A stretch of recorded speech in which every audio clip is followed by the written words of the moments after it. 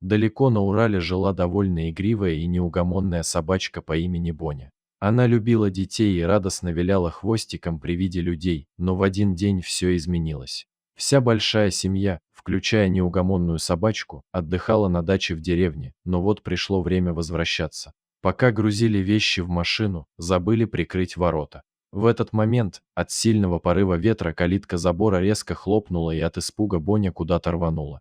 Ждать они ее не стали и, как многие люди, просто уехали, оставив собаку где-то в морозной зиме. Собака спустя час вернулась к дому и не обнаружила своих хозяев, она обежала все вокруг, но никого не нашла.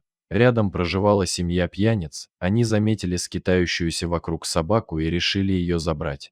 Накинув на шею собаки веревку, притащили ее к дому. Там ее посадили на короткую цепь, без будки и без какой-либо подстилки. Собака рычала и кидалась, только при одном их движении. Ее лай мешал им философствовать, и в Боню летело все, что было под рукой. Когда им становилось скучно, они долго дразнили собаку едой, отставляя миску далеко, чтобы на своей короткой привязи она не смогла достать до нее. Первое время она пыталась вырваться изо всех сил, но звенья цепи больно врезались в шею, и она смирилась. В один из таких мучительных дней хозяин решил отработать на ней броски дротиков, он много мазал, но и попадал. Бонни было очень больно, только стоило ему подойти их собирать, как собака кинулась на мужика, вцепилась острыми зубами в руку. Она рассвирепела, сорвалась с цепи и бросилась на мужчину, он нашел кирпич и стал отбиваться. Освободившееся животное не стало ждать и сбежало через открытую калитку. Нужно было бежать и подальше, только это было в голове у собаки. Съев что-то на местной помойке, она вышла на трассу, и теперь весь ее путь на 100 километров состоял только из длинной полосы асфальта. Казалось бы, что может пойти не так, все ужасное уже случилось. Она долго шла, спала на обочине и ела то, что найдет.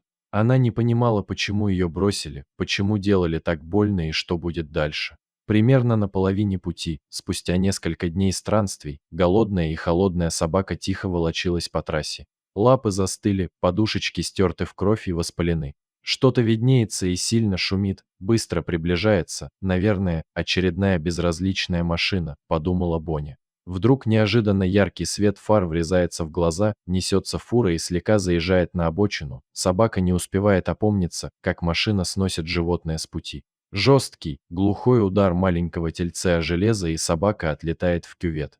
Жгучая боль пронзает беззащитное тело.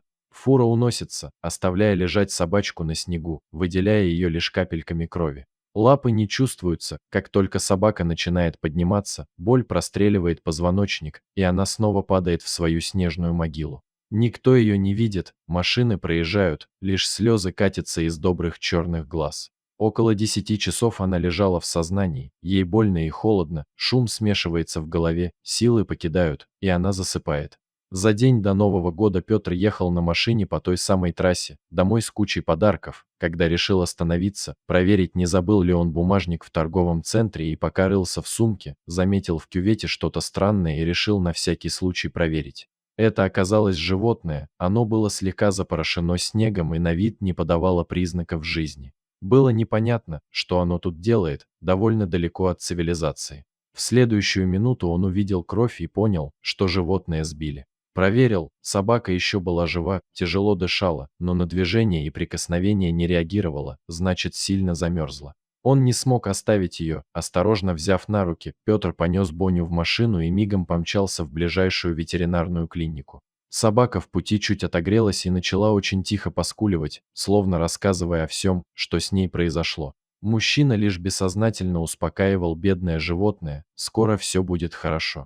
В ветеринарной клинике все были удивлены, после осмотра они сказали, что в таком состоянии собака пролежала не меньше 3 дней. Это всех ужаснуло, и надо было принимать решение, усыплять или бороться за нее. За это короткое время Петр очень проникся к ней и решил, что это его новогодний подарок. Семья согласилась, и они стали спасать бедняжку. Новый год встречали в больнице, ни на минуту не бросая Боню. Шло время. Она потихоньку восстанавливалась, и ее выписали. Уже через полгода Боня весело резвилась в своей новой любящей семье, которая спасла ее от верной смерти. Все идет хорошо, и вот в семье образуется пополнение. Дома появляется малыш.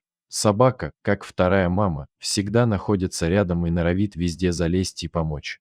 Тихой, лунной ночью, весь дом сладко спал, малыш был в отдельной комнате. Вдруг собака что-то почувствовала и проснулась. В это время ребенок запутался в одеяле и начал задыхаться. Он никак не мог распутаться в силу своего возраста, и его практически не было слышно. Малыш борется, но ничего не получается, в панике он еще больше запутывает себя. Бонни это почувствовала и с диким лаем понеслась в комнату родителей. Ничего не понимающие взрослые не торопились вставать. Тогда собака попыталась поднять маму за ночную пижаму. Когда взрослые наконец встают, собака сидит у двери мальчика и дико лает. Перепуганные родители несутся в комнату к малышу. Ребенок уже не мог кричать, мама быстро его распутала и помогла ему отдышаться. Пес перестал лаять, но все еще переживая, не мог найти себе места. Отец вызвал скорую, и через некоторое время врачи осмотрели ребенка, никаких серьезных повреждений нет и уже можно было не беспокоиться. После ухода врачей, Бонни успокаивается и усаживается рядом с малышом, положив морду рядом с ним. Глядя на эту картину, отец не смог сдержать слез. Вот так, когда-то спасенная им жизнь, спасла самого ценного человека в его жизни. Дорогие зрители, если вам понравилась эта история, обязательно поставьте палец вверх и поделитесь этим рассказом со своими друзьями. Если вы впервые на этом канале и еще не подписаны на него, рекомендую подписаться прямо сейчас, чтобы не пропустить очередную захватывающую историю.